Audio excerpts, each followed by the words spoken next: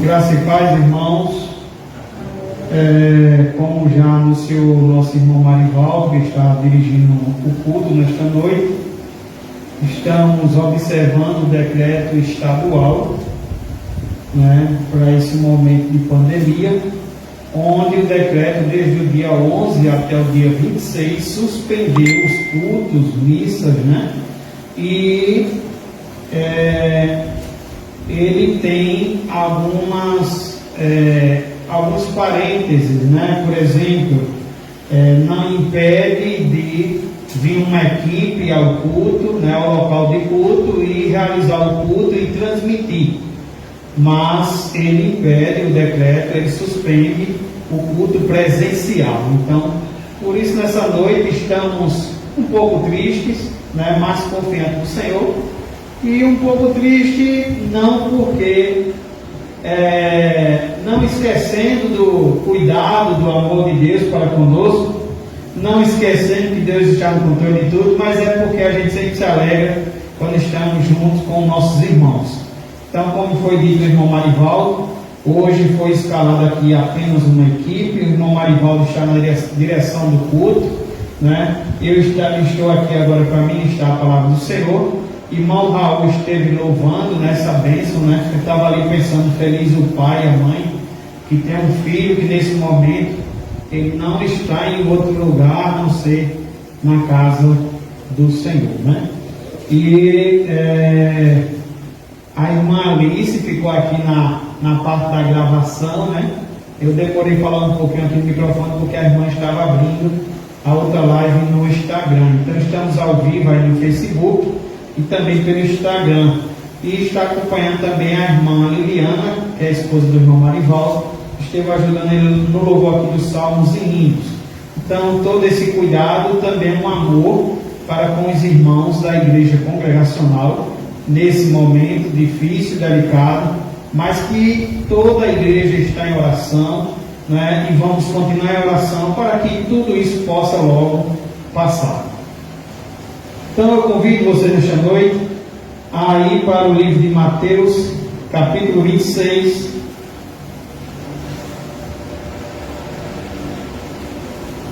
Mateus, capítulo 26.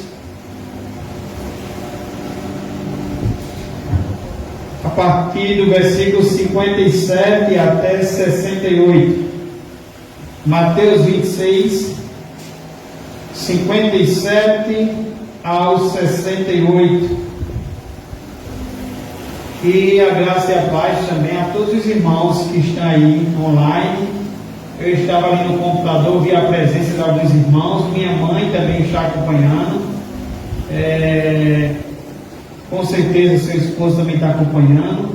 E temos alguns irmãos da igreja. Eu vi ali a irmã Rosângela, vi Jefferson, o pai de Raul, vi a irmã Janaína, vi a irmã Zilene e outros irmãos que estão online ali nos acompanhando. Se você puder também, compartilhe essa live para que outras vidas também venham ser alcançadas e abençoadas no nome de Jesus. Mateus 26, a partir do 57. Já a semana passada a pregação foi sobre a prisão de Jesus, o momento da prisão de Jesus no Getsemane, e hoje vamos ver sobre Jesus já está preso e Jesus está sendo levado ao Sinédrio. Então vamos ver o que é que a gente pode aprender nesta noite com essa linda desse texto, com a palavra do Senhor. Então diz assim: e os que prenderam Jesus o levaram à casa de Caifás, o sumo sacerdote, onde se haviam reunido os escribas e os anciãos. Mas Pedro seguia de longe até o pátio do sumo sacerdote, e tendo entrado, assentou-se entre os serventuários para ver o fim. Ora, os principais sacerdotes e todo o sinédrio procuravam algum testemunho falso contra Jesus, a fim de o condenarem à morte. E não acharam, apesar de se terem apresentado muitas testemunhas falsas. Mas, afinal, compareceram duas, afirmando: este disse, posso destruir o santuário de Deus e reedificá-lo em 3 dias. E levantando-se o sumo sacerdote perguntou a Jesus: nada respondes ao que estes depõem contra ti? Jesus, porém, guardou silêncio. E o sumo sacerdote lhe disse: eu te conjuro, pelo Deus vivo, que nos digas se tu és o Cristo, o Filho de Deus. Respondeu-lhe Jesus: tu o disseste. Entretanto, eu vos declaro que desde agora vereis o Filho do Homem assentado à direita do Todo-Poderoso e vindo sobre as nuvens do céu. Então o sumo sacerdote rasgou as suas vestes, dizendo: blasfemou, que necessidade mais temos de testemunhas? Eis que ouviste agora a blasfêmia, que vos parece? Responderam eles: é réu de morte. Então uns cuspiram-lhe no rosto e lhe davam murros, e outros o esbofeteavam, dizendo: profetiza-nos, ó Cristo, quem é que te bateu? Oremos mais uma vez. Pai, querido Deus, te pedimos, ó Pai, que teu Santo Espírito esteja me usando, esteja falando a cada um de nós nessa noite, aqueles que estão aqui presentes e aqueles que estão, Senhor, de forma online ou de outra forma, Senhor, quando forem porventura assistir essa live. Então, Senhor, alcança cada um de nossos corações segundo a tua vontade. E assim te oramos e pedimos, em nome de Jesus. Amém. Irmãos, nestes versículos de hoje, lemos como nosso Senhor Jesus Cristo foi levado a Caifás, o sumo sacerdote, e solenemente também ele foi declarado culpado. Mas, meus irmãos, convinha que assim fosse, pois o grande dia da expiação havia chegado, então convinha que assim acontecesse.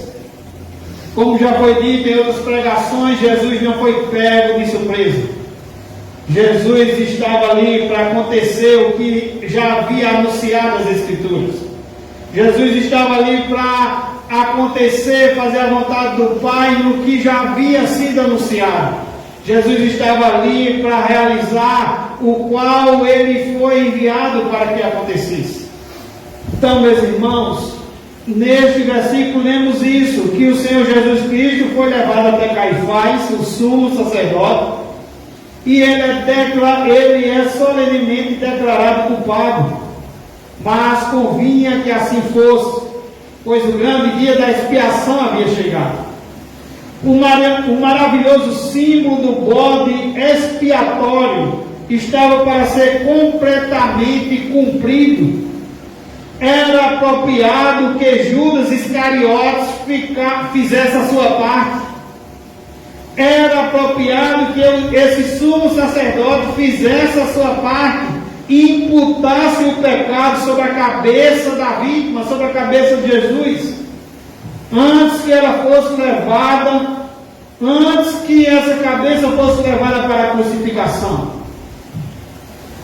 Que nós possamos meditar sobre estas coisas, não somente meditar, irmãos, mas compreendê-la de modo muito bem, pois havia nisso aqui, meus irmãos, um profundo significado em cada etapa da paixão de nosso Senhor Jesus Cristo.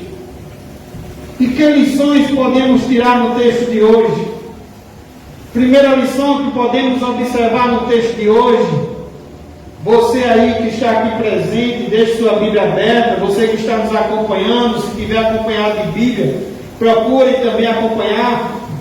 Se você não tiver com Bíblia, mas você também será abençoado ouvindo. Então, que lições podemos tirar nesta noite desse texto?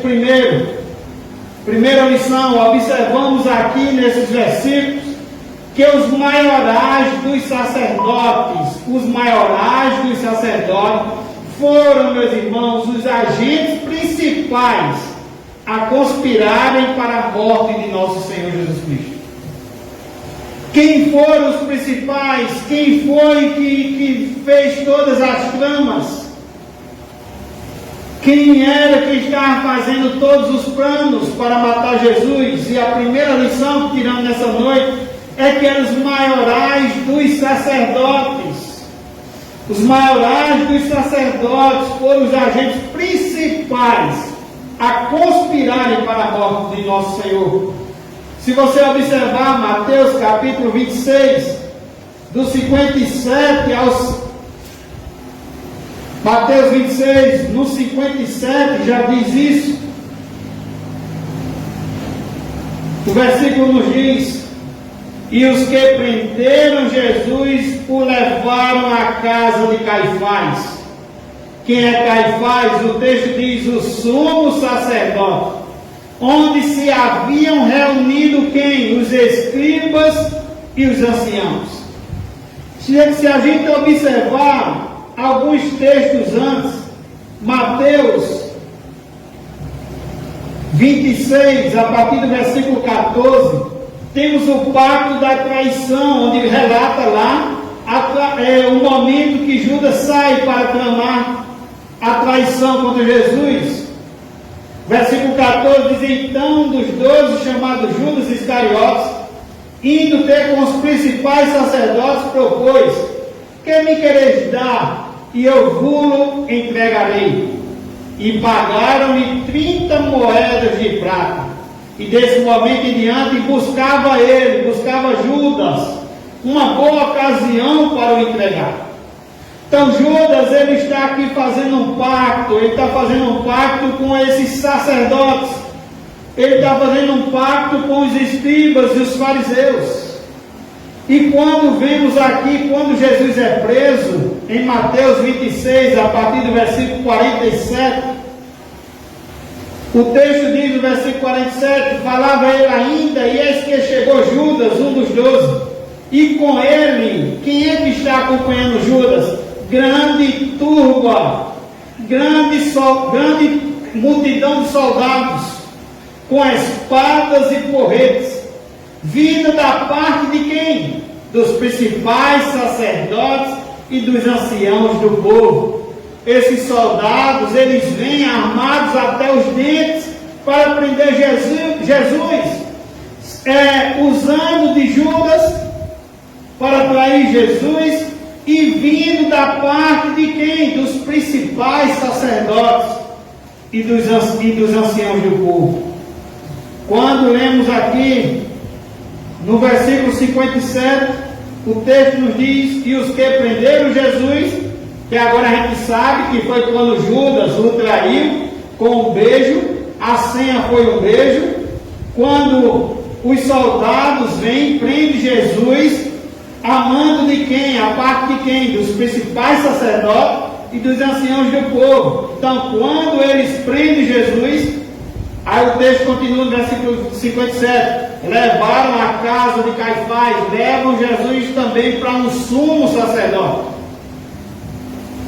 Então esta é a primeira lição que tiramos nessa noite, é que os maiorais dos sacerdotes foram os agentes principais a conspirarem, a tramarem para a morte de nosso Senhor. Marcos capítulo 14, onde relata o mesmo texto, do 53 ao 59, também diz que os principais sacerdotes estavam presentes nessa reunião, nessa trama, nessa conspiração contra o nosso Senhor. Os principais sacerdotes também estavam fazendo parte. Lucas capítulo 22, versículo 66, vai dizer que depois dessa prisão, eles levaram ao sinédrio. Então, meus irmãos, é a primeira lição que aprendemos nessa noite. Os maiorais dos sacerdotes foram os agentes principais a conspirarem para a morte de nosso Senhor. E quando a gente vai observar o texto também no Evangelho de João, capítulo 18, se você quiser acompanhar, a partir do versículo 12, João capítulo 18, a partir do versículo 12, vai trazer também o assunto para nós. Esses registros estão nos 4 evangelhos. Versículo 12, João 18, 12 diz assim: assim a escolta, o comandante e os guardas dos judeus prenderam Jesus. Aqui relata também quem estava na prisão de Jesus. Manietaram-no, ou seja, amarraram ele, algemaram, e o conduziram, versículo 13, primeiramente a Anás. Então, antes de levar Jesus para o Sinédrio, descobrimos que eles levam Jesus primeiro para Anás. E Anás, seguindo a leitura no texto, em João capítulo 18, versículo 13, vai dizer que ele era sogro de Caifás, sumo sacerdote naquele ano. Ora, Caifás era quem havia declarado aos judeus ser conveniente morrer um homem pelo povo. Versículo 19 de João capítulo 18. Então, o sumo sacerdote interrogou a Jesus acerca dos seus discípulos e da sua doutrina. Eles pegam Jesus, toda essa tropa armada até os dentes, com porretes e espadas, e levam primeiro para Anás. Quem é Anás? Anás é sogro de Caifás. Anás era alguém que era sumo sacerdote, e eles consideravam ainda Anás como sumo sacerdote. Eles queriam levar para Anás avaliar o caso. Quem sabe Anás iria influenciar na avaliação de Caifás. Então diz o texto: então o sumo sacerdote interrogou a Jesus acerca dos seus discípulos e da sua doutrina. Sabemos também que a interrogação aqui não é no intuito de aprender sobre o Senhor. Não é no intuito de conhecer quem é o Senhor, mas é no intuito mesmo de pegá-lo em alguma falha, em algum pecado, de ter algo com que dizer: olha, agora podemos matá-lo. Essa é a intenção. Eles conspiram para a morte de nosso Senhor. E diz o texto: declarou-lhe Jesus: eu tenho falado francamente ao mundo, ensinei continuamente, tanto nas sinagogas como no templo, onde todos os judeus se reúnem, e nada disse em oculto. Por que me interrogas? Por que você está me interrogando se eu nunca fiz isso às escondidas, sempre fiz nos templos? Os judeus estavam presentes. Por que vocês nunca me interrogaram? Pergunta, continuando no versículo 21. Pergunta aos que ouviram o que lhes falei. Bem sabem eles o que eu disse. Dizendo-lhe isto, um dos guardas que ali estavam deu uma bofetada em Jesus. Esse guarda, ele entendeu que Jesus estaria respondendo, com falta de respeito ao sumo sacerdote. Mas não era isso que Jesus estava fazendo. Jesus estava falando a verdade. Jesus deixa ele também sem resposta. Então, é assim que falas ao sumo sacerdote? Disse o soldado. Replicou-lhe Jesus: se falei mal, dá testemunho do mal. Mas se falei bem, por que me feres? Por que estás me ferindo se eu falei bem? Então Anás o enviou manietado, amarrado, à presença de Caifás, o sumo sacerdote. Anás, ele falha aqui no julgamento. Anás não tem como julgar o Senhor Jesus. E, como eu já disse nessa noite, antes de levar Jesus ao Sinédrio, Jesus ele é primeiramente conduzido, algemado pela escolta, o comandante e as guardas dos judeus até Anás. Anás, como lemos no texto, era o sogro de Caifás, o sumo sacerdote.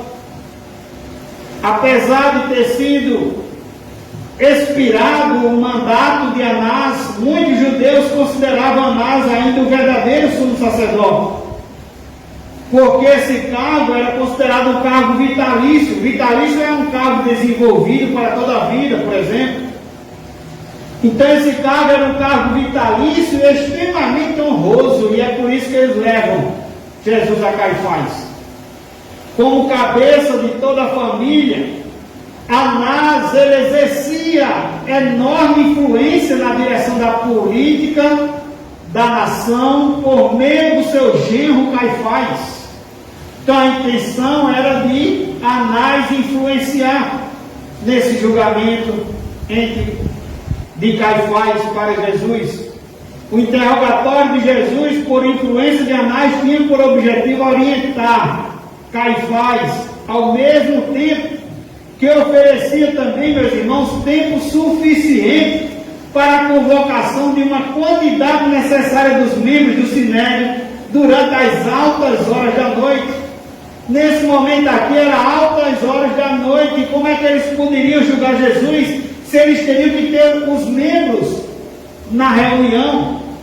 No mínimo uma quantidade que fosse considerável.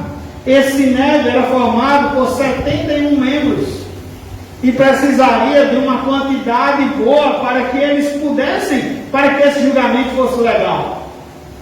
Então eles têm todas as tramas, eles agem com todas as malícias para tentarem contra o nosso Senhor. Então, primeiramente, eles levam Jesus a Anás, e veja que é um plano malicioso. Segundo, eles levam Jesus para o Sinédrio, é no texto que lemos hoje. E eu quero trazer para você o que é que Hernandes Dias Lopes traz no seu comentário acerca desse contexto aqui de Jesus diante do Sinédrio. E Hernandes Dias Lopes diz o seguinte: o processo que culminou na sentença da morte de Jesus, preste bastante atenção, estava contaminado de muitos e gritantes erros. As autoridades judaicas tropeçaram nas próprias leis e atropelaram todas as normas legais no julgamento de Jesus. Era um julgamento ilegal. Tanto sua prisão no Getsemane como seu interrogatório na casa de Caifás, o sumo sacerdote, revelaram grandes deficiências na condução do processo contra Jesus. Na verdade, as autoridades já haviam decidido matar Jesus antes mesmo de interrogá-lo. Já vimos isso também em Mateus capítulo 26, versículo 1 ao versículo 4. Eles já haviam decidido matar Jesus antes mesmo de chegar aqui aos questionamentos. Eles tinham planejado fazer isso depois da festa, como disse também Mateus 26, versículo 4, para evitar uma revolta popular, porque havia ali uma multidão naquela festa ali da Páscoa. Mas a atitude de Judas de entregá-lo antecipou o plano desses sacerdotes. O processo era apenas uma aparência de justiça, pois do princípio ao fim não tinha outra finalidade, senão dar uma aparência de legalidade ao crime que já era predeterminado.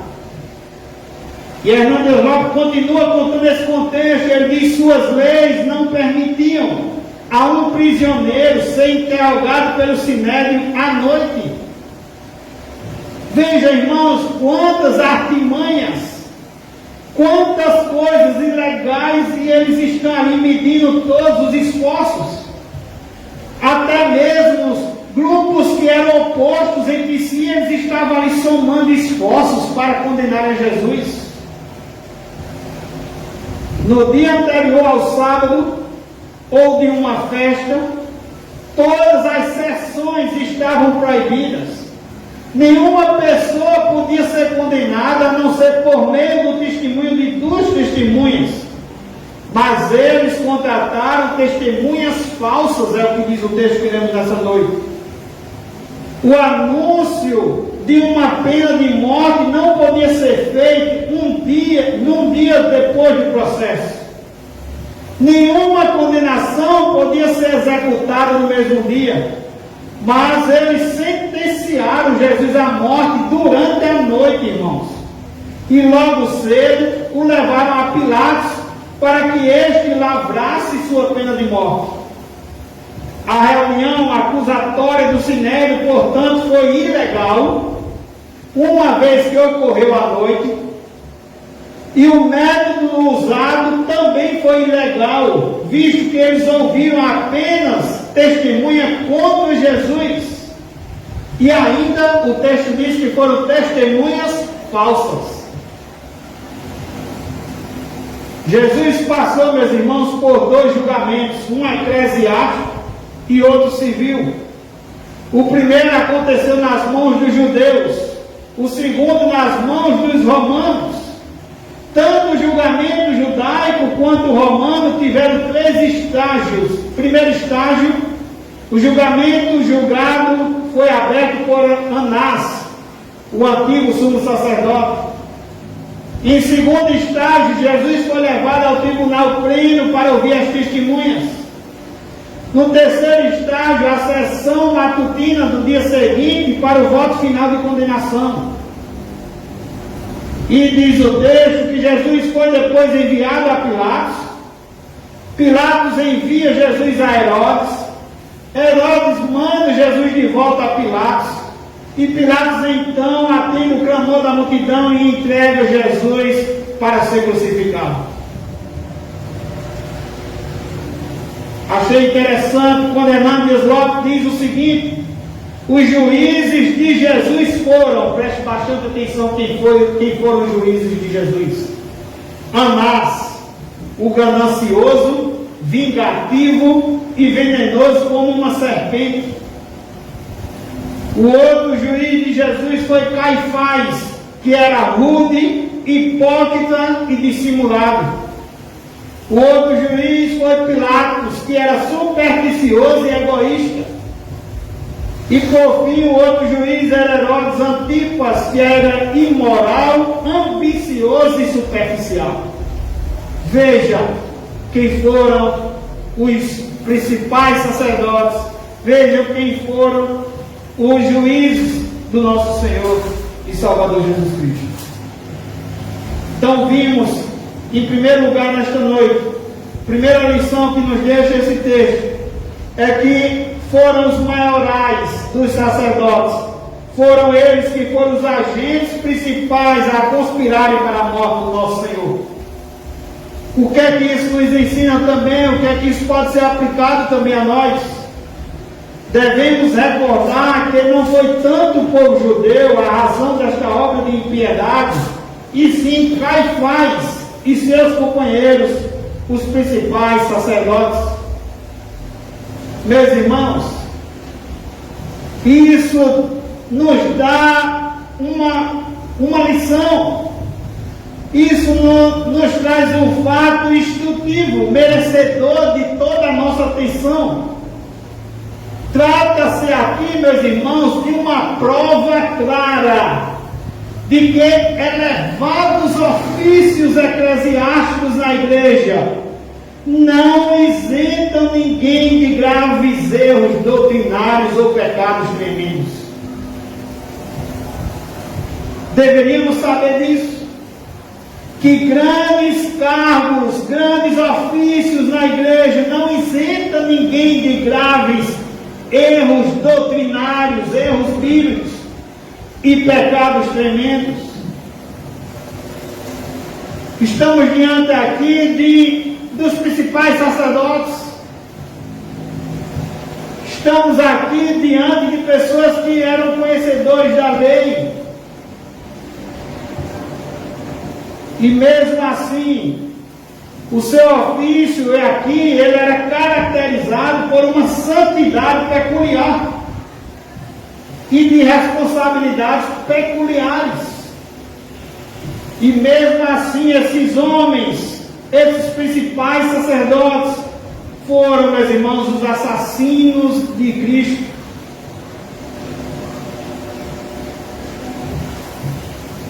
Isso nos traz a grande lição, porque muitas vezes também esperamos muitos de homens que estão à frente na igreja, de homens que foram consagrados.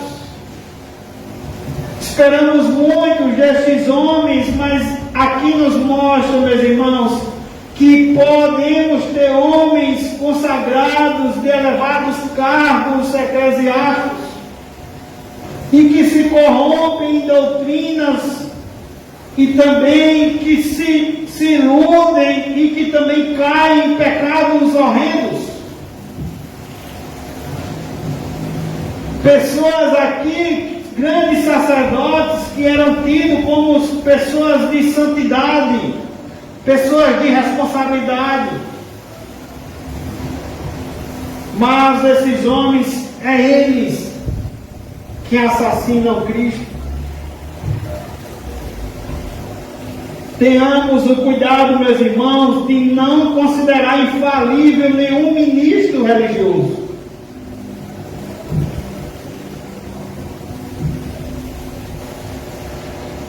Talvez essas pessoas que às vezes que saem da igreja porque o pastor A, o pastor B pecou, essas pessoas que não querem mais ouvir, quem sabe, uma mensagem de fulano ou de ciclano por causa disso ou por causa daquilo, precisaria saber disso.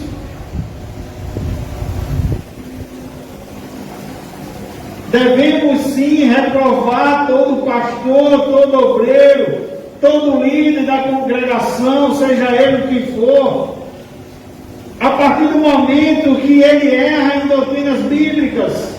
A partir do momento que ele peca, ele deve sim ser disciplinado, corrigido. E muitos até perdem seus cargos, não voltam aos seus cargos mais.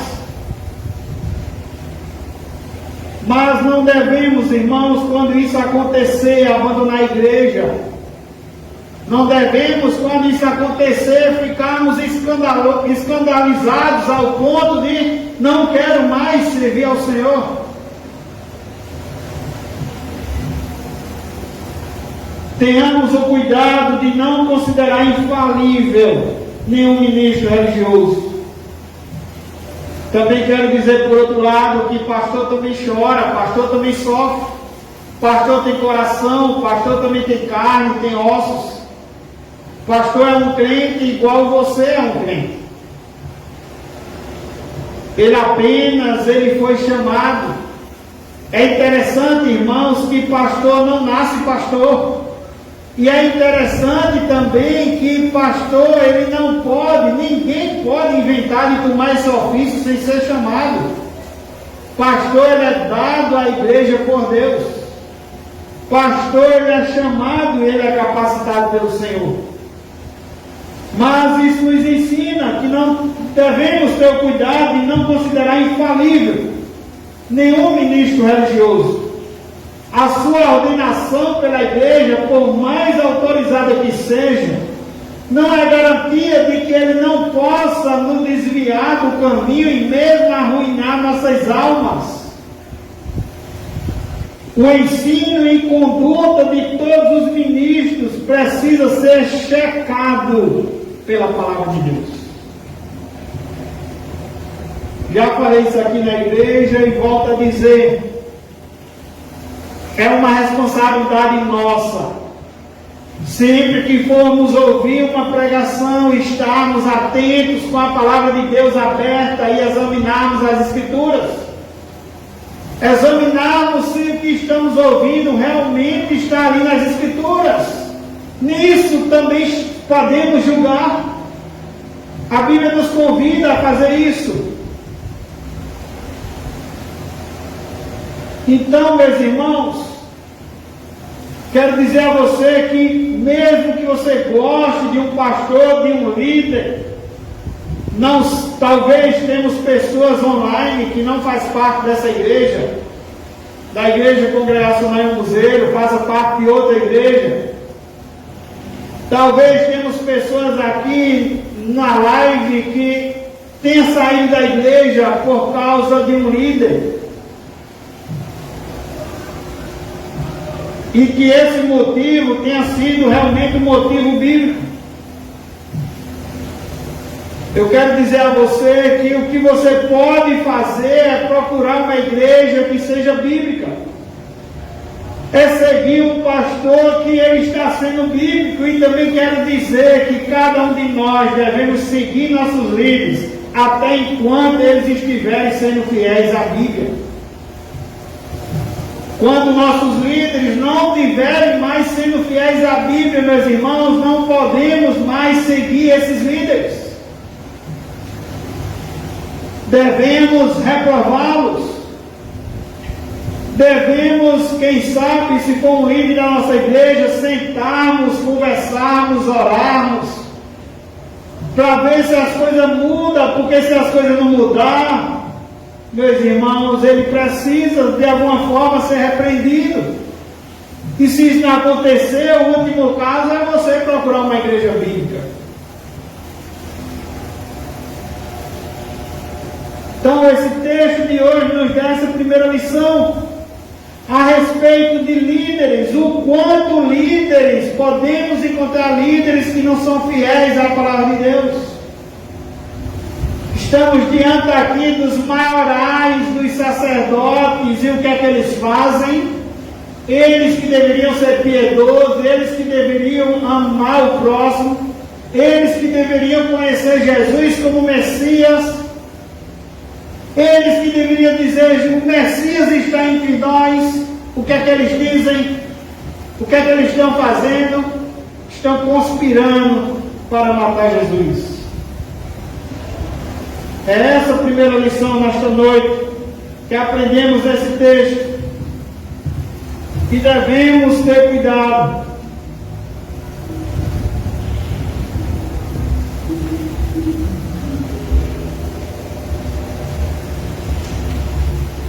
Devemos ter cuidado de não considerar infalível nenhum ministro religioso. Por mais que a ordenação foi correta, foi em uma igreja abençoada, não é garantia de que ele não possa nos desviar ou arruinar nossas almas. Então, ensine a conduta de todos os ministros, meus irmãos, de todos os líderes, devem ser checados pela palavra de Deus. Como eu disse, devemos seguir nossos líderes, até eles estiverem seguindo as Escrituras. Isaías, capítulo 8, versículo 20, Isaías estabelece como deve ser a nossa direção, como deve ser a nossa linha. Isaías diz o seguinte: a lei e ao testemunho, se eles não falarem desta maneira, jamais verão a alva. Que eles falem da lei, que eles falem das Escrituras, e que suas condutas, sua vida cristã também condiza com aquilo que ele também prega. Porque se eles não falarem dessa maneira, jamais verão a alva, diz Isaías, capítulo 8, versículo 20.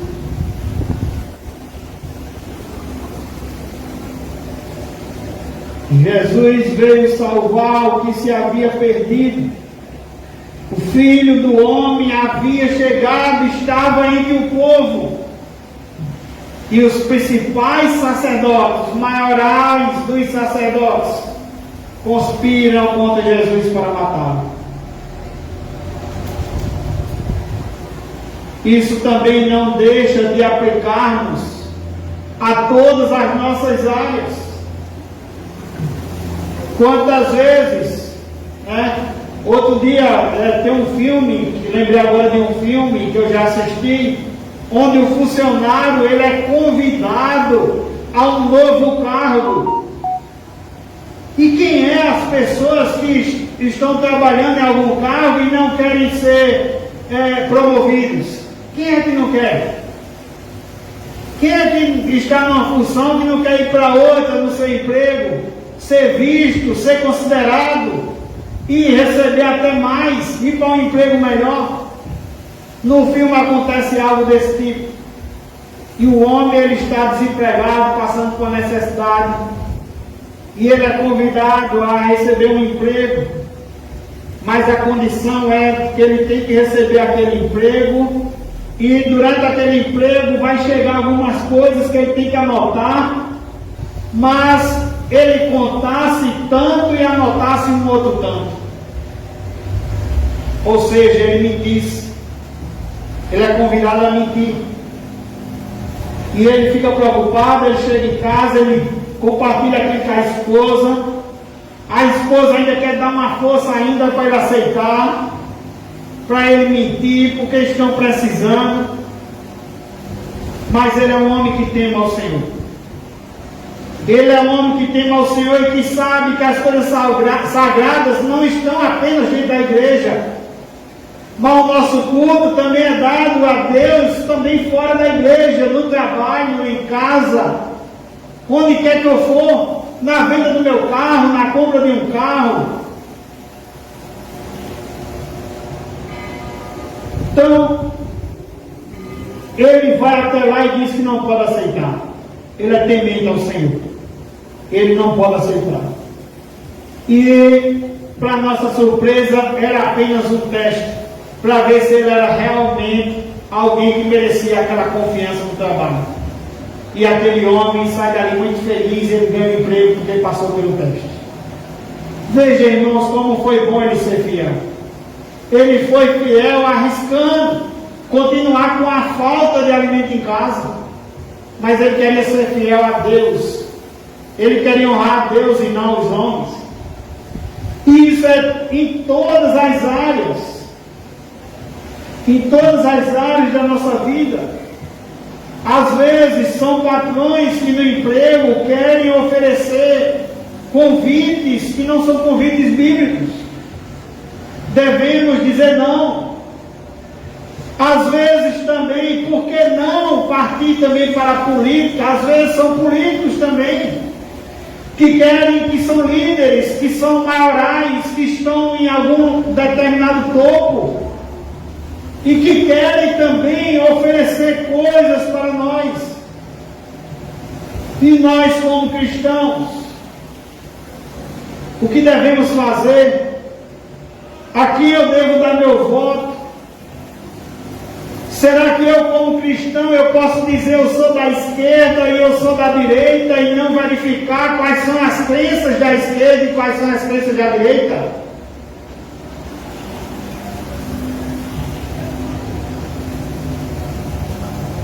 Tudo isso se aplica não somente àquele momento que Jesus estava passando, mas hoje também aos líderes da igreja, aos políticos, aos funcionários, aos patrões. Tudo isso aplica-se a tudo isso.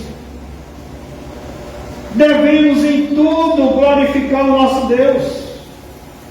E a gente observa que podemos encontrar líderes que não estão temendo ao Senhor, líderes que não se submetem à palavra do Senhor, líderes que não estão nem aí para as igrejas, líderes que não estão nem aí para o cristianismo.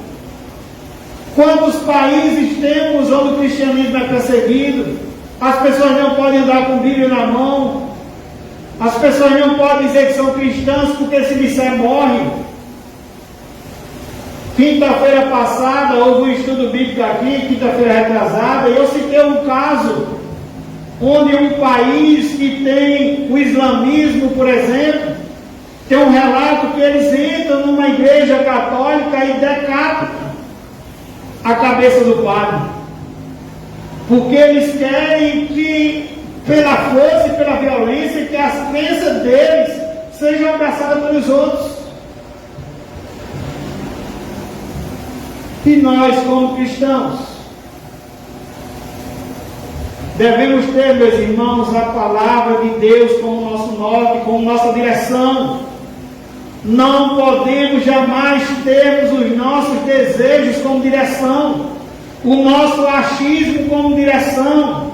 A Bíblia está sempre dizendo que aquele que nasceu de novo, a sua carne está morrendo.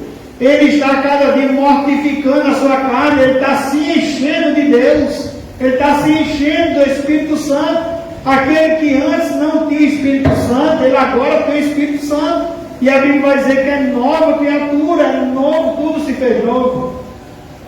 A Bíblia diz que agora temos a mente de Cristo. Precisamos ter a visão de Jesus, a mente de Jesus. Precisamos estudar a Bíblia e aceitar o que a Bíblia nos ensina. Precisamos obedecer a Bíblia. E vamos encontrar, irmãos, muitos contra a palavra do Senhor. Aqui, os maiorais dos sacerdotes perseguiam Jesus para matar Jesus. Não é diferente hoje. Quantas pessoas hoje perseguem a igreja do Senhor? Quantas pessoas hoje perseguem os crentes? E sabe o que a Bíblia diz? Jesus diz que quando Saulo de Tarso, antes de ser o apóstolo Paulo, quando ele estava a caminho de Damasco, ele já tinha visto a morte de Estevão ser apedrejado. A Bíblia diz que ele segurou as vestes de sangue. Ele estava ali consentindo, ele estava ali pedindo ao Sinédrio que fosse também perseguir os outros cristãos. E ele vai naquele intuito de perseguir, de matar os cristãos. No caminho ele encontra Jesus, e Jesus diz: Paulo, porque tu me persegues? Quantos cristãos estão sendo perseguidos? Quantas igrejas estão sendo perseguidas? Não é diferente hoje, mas estão ainda perseguindo a Cristo. Ainda estão perseguindo a Cristo. Essa é a primeira lição que tiramos nessa noite. Segunda lição que tiramos nessa noite é que observamos que nosso Senhor declarou abertamente ao concílio judaico ali no Sinédrio a sua própria messianidade e futura vinda gloriosa. Veja aí comigo o versículo, Mateus 26, versículo 62. E levantando-se o sumo sacerdote, perguntou a Jesus, vamos ler desde o 58, 59. Ora, os principais sacerdotes e todo o Sinédrio procuravam algum testemunho falso contra Jesus, a fim de o condenarem à morte. E não acharam, apesar de se terem apresentado muitas testemunhas falsas, irmãos. Mas afinal compareceram as duas afirmando. Aparecem duas testemunhas e afirmam. Ele disse, eles estão acusando o que Jesus disse: posso destruir o santuário de Deus e reedificá-lo em 3 dias. Será que foi isso que Jesus disse? Irmão, será que Jesus estava dizendo que ia derrubar o templo ali em Jerusalém? De quem Jesus estava falando? Para a gente saber, a gente precisa ir em João capítulo 2. Marque aí Mateus, abra em João capítulo 2.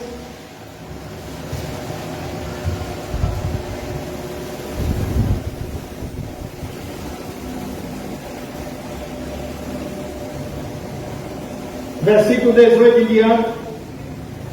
Perguntaram, pois, os judeus: que sinal nos mostras para fazeres estas coisas? Versículo 19. Jesus lhe respondeu: destruí este santuário e em 3 dias o reconstruirei. Veja o versículo 21, que o apóstolo João, ele mesmo nos dá o que Jesus estava falando, ele nos explica. Ele, porém, se referiu ao santuário do seu corpo.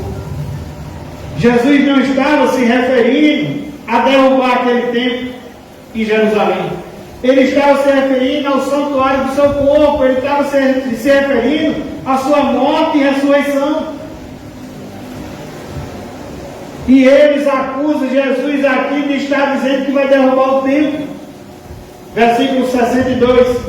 E levantando-se o sumo sacerdote, perguntou a Jesus: nada respondes ao que estes depõem contra ti? Já teve várias testemunhas, como disse o versículo 59 e 60, testemunhas falsas. Marco vai dizer que as testemunhas não eram coerentes, nada achava contra Jesus e não eram coerentes. E o versículo 62, o sumo sacerdote pergunta: nada responde ao que estes depõem contra ti? Versículo 83, Jesus, porém, guardou silêncio. Jesus, porém, guardou silêncio. E o sumo sacerdote lhe disse: eu te conjuro, pelo Deus vivo, que nos diga se tu és o Cristo, o Filho de Deus. Respondeu-lhe Jesus: tu o disseste. Entretanto, eu vos declaro que desde agora vireis o Filho do Homem assentado à direita do Todo-Poderoso e vindo sobre as nuvens do céu.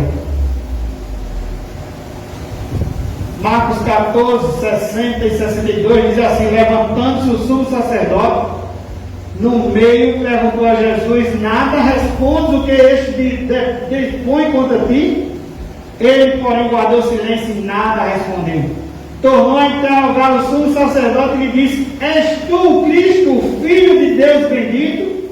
Jesus respondeu: eu sou. E vereis o Filho do Homem assentado à direita do Todo-Poderoso e vindo com as nuvens no céu. Essa é a segunda lição que tiramos nessa noite, que nosso Senhor declara abertamente, naquele julgamento, que a sua declaração ia terminar em morte. Jesus ele não treme aqui nas pernas. Jesus ele não corre aqui da verdade. Jesus aqui ele não nega a verdade. Jesus declara que é o Filho de Deus. Jesus declara que é o Messias. Nenhum judeu naquele tempo não convertido, e até hoje nenhum judeu pode nos dizer que seus antepassados foram deixados na ignorância quanto ao fato de Jesus ser o Messias. A resposta de nosso Senhor às solenes interrogações do sumo sacerdote foi uma declaração suficiente: ele é o Messias. Ele afirma claramente diante do concílio ser o Cristo, o Filho de Deus. Jesus também foi mais além. Versículo 64. Jesus foi mais além, no versículo 64. Ele diz: eu vos declaro que desde agora vereis o Filho do Homem assentado à direita do Todo-Poderoso e vindo sobre as nuvens do céu. Ele vai mais além e adverte que, embora ainda não tivesse aparecido em glória nesse ministério terreno, conforme esperavam que o Messias tivesse feito, ele está declarando, meus irmãos, que um dia chegaria em que ele iria aparecer desse modo. De que modo? Ele diz: assentado à direita do Todo-Poderoso e vindo sobre as nuvens do céu. Eles ainda veriam aquele mesmo Jesus de Nazaré, a quem esses maiorais sacerdotes estavam julgando em seu tribunal. Aparecer um dia em toda a majestade, eles iriam um dia ver como Rei dos Reis. Isso também é maravilhoso quando a gente observa que isso já foi anunciado também no Antigo Testamento. Procura aí Daniel, capítulo 7. Daniel, no Antigo Testamento, perto já do final. Daniel, capítulo 7.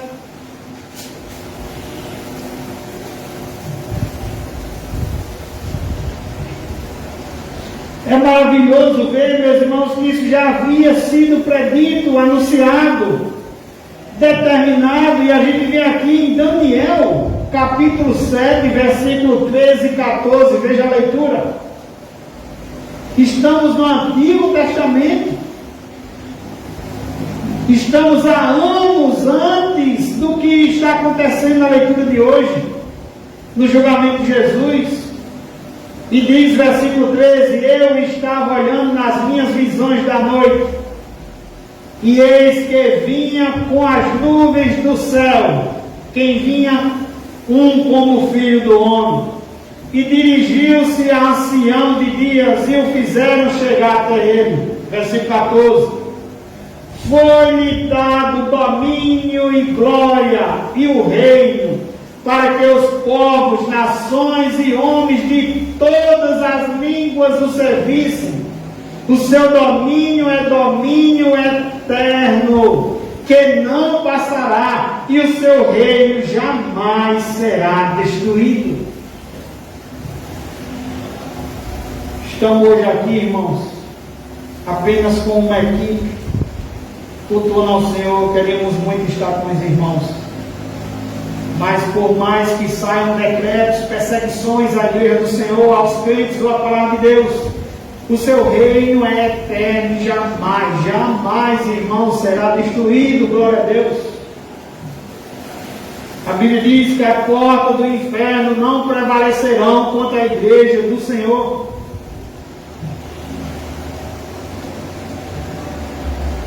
É isso que ele está dizendo. Este que vocês estão julgando hoje, vocês virão, ele vindo com as nuvens no céu, como um filho do homem. O seu reino, foi-lhe dado domínio e glória, e o reino para que os povos, nações e homens de todas as línguas o servissem. O seu domínio é domínio eterno, que não passará, o seu reino jamais será destruído. Isso também, o que estamos lendo lá em Mateus, também se refere a Apocalipse, capítulo 1, versículo 7.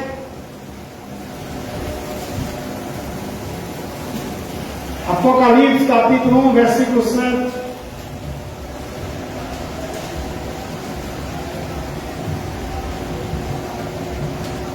Eis que vem com as nuvens, e todo olho verá, até quantos o traspassaram, e todas as tribos da terra se lamentarão sobre ele. Certamente. Amém.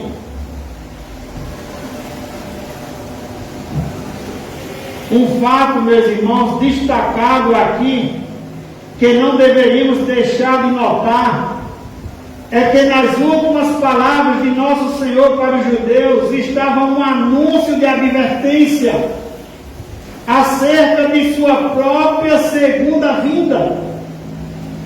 Jesus estava dizendo: olha, vocês estão crucificando o Filho de Deus, vocês estão crucificando o Messias que vocês há tantos anos aguardavam. E este que vocês estão crucificando, ele ressuscitará, ele virá uma segunda vez, todo olho verá. Era isso, era uma advertência que Jesus estava fazendo acerca de sua própria segunda vinda. Jesus lhe disse claramente que ainda haveríamos de vê-lo em sua glória. Mas, irmãos, Jesus falava naquele momento para ouvidos surdos e cheios de incredulidade, preconceitos e justiça própria. Cobriam aqueles judeus como uma nuvem espessa. E Hernandes Lopes diz: nunca houve um caso tão grave de cegueira espiritual. Pedro vai dizer lá em Atos: esses que vocês crucificaram é Jesus. Deus o fez Senhor e Salvador. Nunca houve tão grave cegueira espiritual.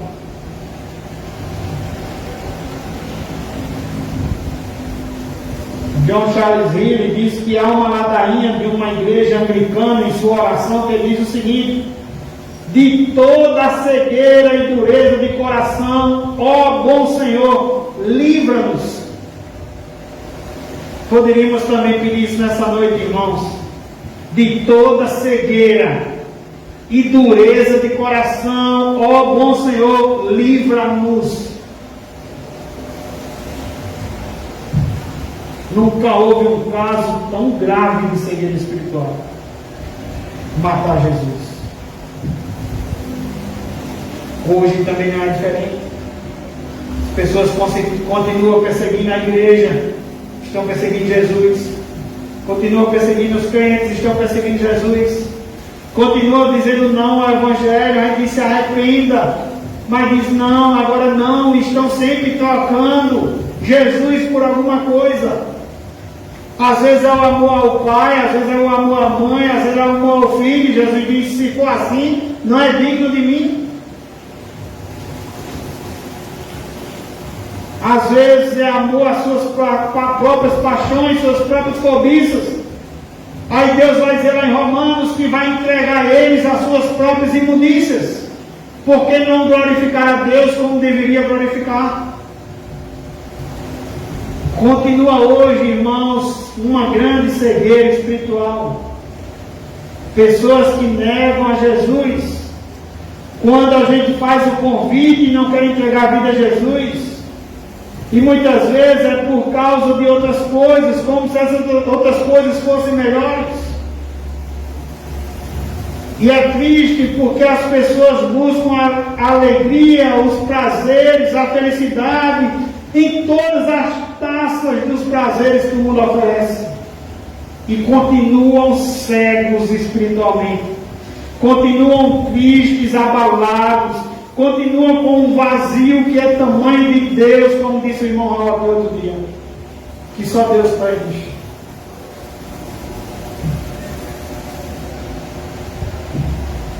E somente Cristo, meus irmãos, é quem pode nos livrar dessa cegueira. De toda a cegueira e dureza de coração, ó bom Senhor, livra-nos. Que possamos guardar isso na nossa mente. E mesmo como crentes, pedir isso ao Senhor. Quem sabe não estamos cegos em algumas áreas. Quem sabe não estamos com o coração endurecidos em outras áreas.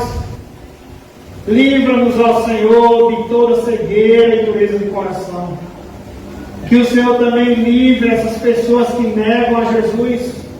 Essas pessoas também que muitas vezes dizem que são crentes, mas na hora de pecar eles esquecem que são crentes. E pecam com prazer. Essas pessoas que às vezes, como Judas, choram, mas têm apenas remorso e não arrependimento. Mas que sejamos como Pedro. Pedro nega Jesus, mas Pedro chora e se arrepende. Que nós não viemos negar Jesus hora nenhuma. E onde pecarmos, irmãos, que viemos chorar amargamente, arrependidos dos nossos pecados. E a Bíblia diz que Ele é fiel e justo para nos perdoar. Essa é a segunda lição nesta noite. Jesus declara que Ele é o Cristo, o Filho de Deus. E Jesus anuncia a sua segunda vinda. Que possamos nos agarrar, meus irmãos. Por mais que estejamos passando por dias difíceis, por situações difíceis, por mais que você ore por alguma coisa e não aconteça, por mais que estejamos, que aconteça algumas coisas e não aconteça, mas que continuemos firmes no Senhor, que é o autor e o consumador da nossa fé. Ele é a nossa rocha, como disse o louvor também nesta noite: para onde eu irei? Pois só tu tens a palavra de vida eterna. Só Ele é o único caminho, a verdade e a vida, e não há outro. A Bíblia diz lá em Atos que só através dele, não há outro que importa que sejamos salvos, só através dele. Romanos vai dizer que Ele é o nosso reconciliador com Deus. É Ele que nos perdoa, é Ele que paga o nosso escrito de dívida, como foi pregado aqui terça-feira pela irmã Larissa. Todos nós pecamos, estamos afastados de Deus, mas Deus tem um plano, e esse plano é seu Filho Jesus. Esse plano é Cristo, aquele que os sumos sacerdotes, os grandes sacerdotes não reconheceram. Aqueles endureceram seus corações, tiveram cegueira espiritual, mataram a quem estava ali anunciando salvação. Em terceiro lugar, qual é a última lição que tiramos nessa noite? Quanto falso testemunho e quanta zombaria nosso Senhor precisou suportar diante do concílio judaico. Observe comigo. Mateus 26, a partir do 59. Observe quantos falsos testemunhos e quanta zombaria nosso Senhor precisou suportar diante do concílio judaico. Versículo 59. Ora, os principais sacerdotes e todo o sinédrio procuravam algum testemunho falso contra Jesus. Veja o que ele passou. Procuravam um testemunho falso contra Jesus, a fim de o condenarem à morte. E não acharam, apesar de terem apresentado muitas testemunhas falsas. Mas, afinal, compareceram duas afirmando. Ele disse: posso destruir o santuário de Deus e reedificar em 3 dias. Aqui, como eu já expliquei, está lá em João capítulo 2, versículo 19, a explicação em versículo 21. Então eles aqui estavam também distorcendo aquilo que Jesus havia dito. Eles estavam também distorcendo a palavra de Deus. É isso que fazem os falsos mestres, os falsos cristãos. E continuando na leitura do 62, levantando-se o sumo sacerdote, perguntou a Jesus: nada responde ao que estes depõem contra ti? Jesus, porém, guardou silêncio. Versículo 65. Então o sumo sacerdote rasgou as suas vestes, dizendo: blasfemou. Jesus agora é acusado de blasfêmia. Que necessidade mais temos de testemunhos? O sumo sacerdote está dizendo: olha, a gente não tem mais necessidade de testemunhas. E também ele não havia conseguido.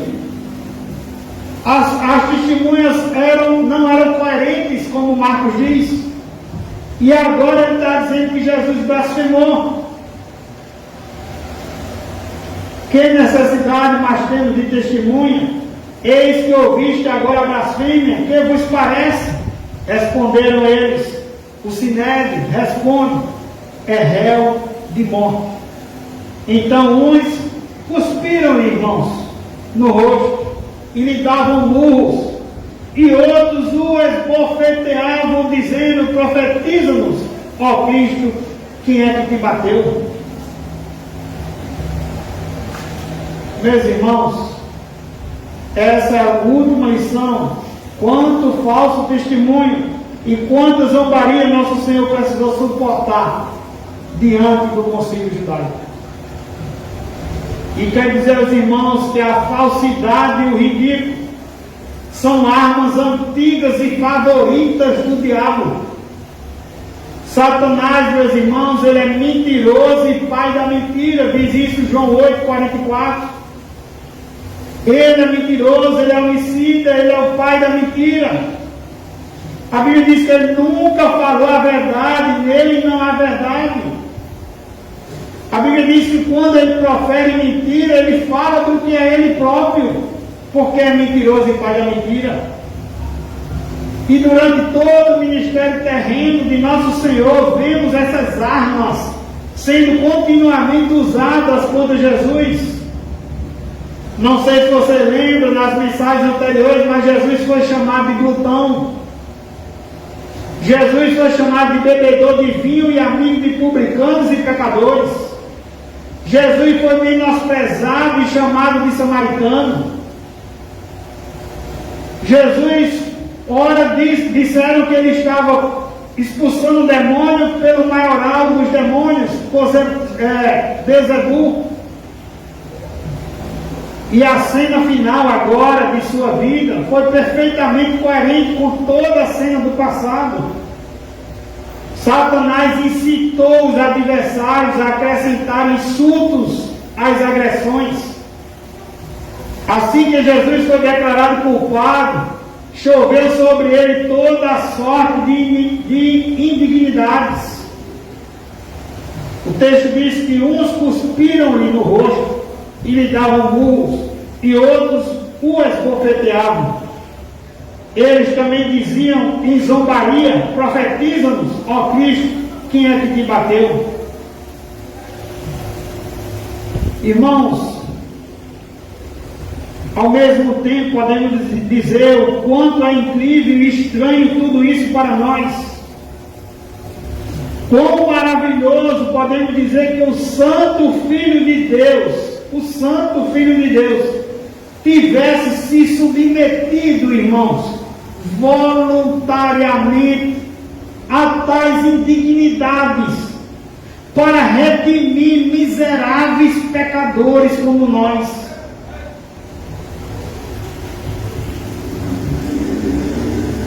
Ele fez isso para dar vida àqueles que nele crê. Ele foi cuspido, esbofetado para dar vida àqueles que nele crê. O Santo Filho de Deus, ele se submete de forma voluntária, ele se entregou, não foi porque prenderam, foi ele que se entregou voluntariamente por miseráveis pecadores como nós. Que maravilhoso, irmãos, cada um dos insultos contra Jesus terem sido anunciados também 700 anos antes de ocorrerem. Isaías, 700 anos de ocorrer isso aqui, Isaías 50, versículo 6, o texto diz: não escondi o meu rosto dos que me afrontavam e me cuspiam. Que maravilhoso, irmãos. 700 anos atrás, Isaías, da parte de Deus, falando ali as palavras ou o que ia acontecer com Jesus 700 anos depois. É de ficarmos maravilhados com a palavra do Senhor. Não podemos, irmãos, sermos enganados por líderes que não querem pregar a palavra do Senhor. Não podemos, irmãos, sermos enganados pelo que o mundo quer nos ensinar. Não podemos, irmãos, deixar que a educação dos nossos filhos fique apenas com a escola. Não podemos, irmãos, deixar que a política fique apenas com os incrédulos. Não podemos, irmãos, achar que as coisas sagradas é aqui apenas na igreja. Mas em tudo que participamos lá fora, a Bíblia diz que temos que ser sal e luz. A Bíblia diz que neste mundo jaz o maligno, mas a Bíblia diz que nós somos sal e luz. E temos a palavra, irmãos, aquela palavra que alguém um dia disse, e às vezes eu digo aqui, que ela é mais viva, ela é mais atual do que o jornal que ainda vai sair amanhã.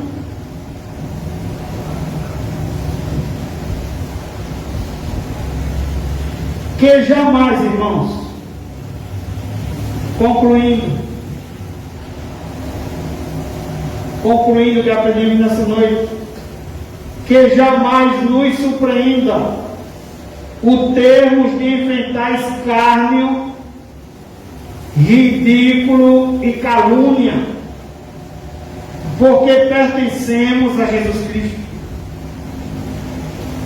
Muitos irmãos, a Bíblia diz que nós que vamos servir a Cristo, vamos ser também perseguidos. Então que a gente não se surpreenda, meu irmão Marivaldo, que a gente não se surpreenda, irmã Liliana, meus irmãos que estão na internet, que a gente nunca se surpreenda se enfrentarmos escárnio, ridículo e calúnia, por pertencermos a Jesus Cristo. A Bíblia diz que o discípulo não é maior do que seu mestre, nem o servo maior do que seu Senhor. Se mentiras e insultos foram lançados contra nosso Salvador, não temos que nos admirar se as mesmas armas são constantemente usadas contra o seu povo. Não temos que nos admirar se tem pessoas torcendo para que as igrejas fechem.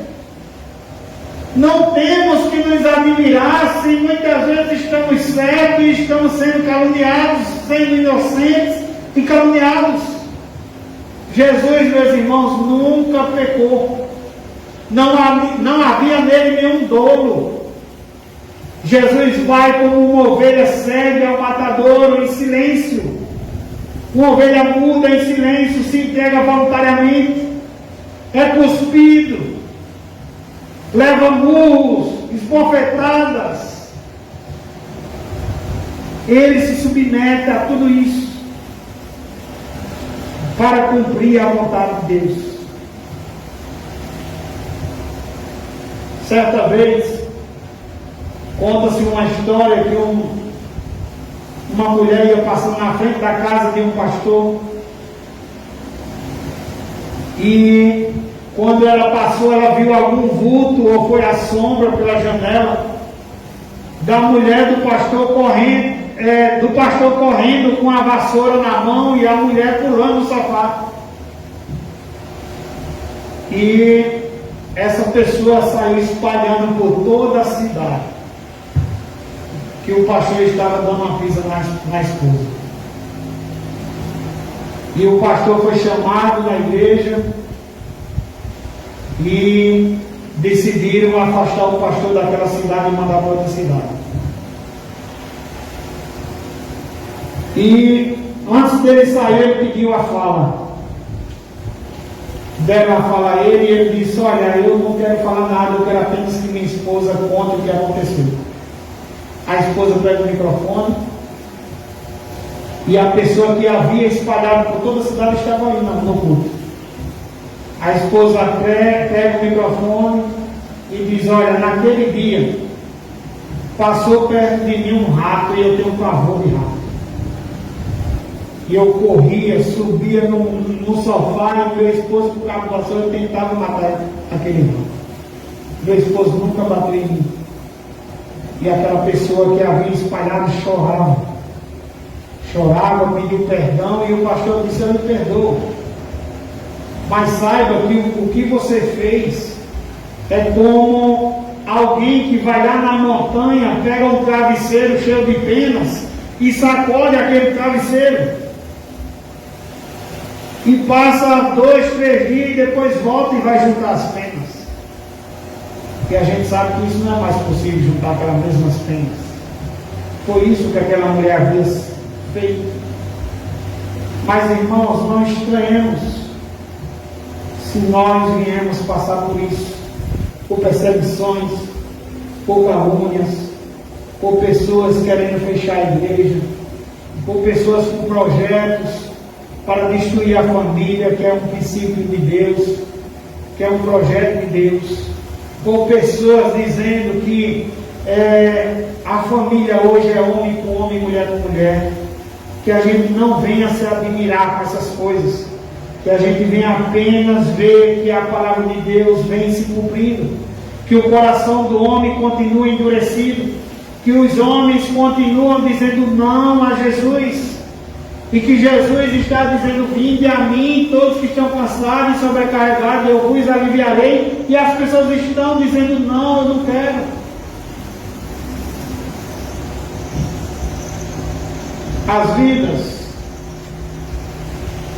uma das grandes artimanhas de Satanás é denegrir o caráter dos homens de Deus e fazê-los cair em descrédito.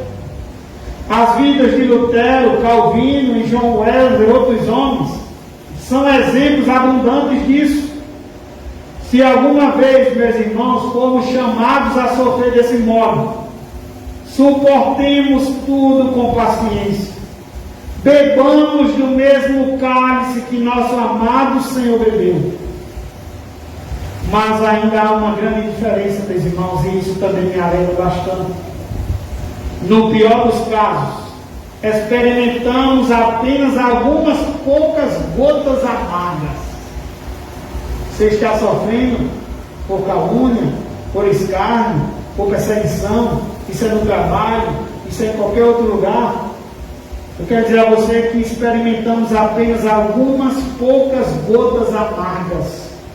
Mas Jesus, Ele bebeu o cálice todo. Glória a Deus. Por isso Ele tem toda a autoridade de dizer: eu sou o caminho, a verdade e a vida. Ninguém vai ao Pai senão por mim.